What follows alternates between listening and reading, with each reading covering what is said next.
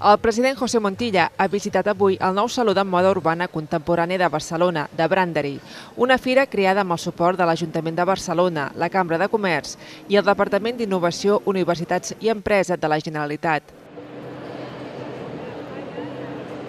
El cap del govern català ha fet un recorregut pels diferents estants de moda, acompanyat per representants de les entitats organitzadores. José Montilla ha conversat amb alguns dels dissenyadors que participen a la fira i s'ha interessat per l'actual situació que viu el sector i de la seva projecció cap a l'exterior. El president català també ha volgut conèixer la resposta del públic en el segon dia del Saló d'aquest nou certamen de moda de Barcelona, un esdeveniment que dura 2 dies i pretén ser bianual. Un total de 113 marques participen en aquesta fira de moda urbana. Totes elles han presentat les col·leccions de la temporada primavera-estiu 2010. De Brandery té una forta presència internacional. El 45% de les marques que hi participen són estrangeres.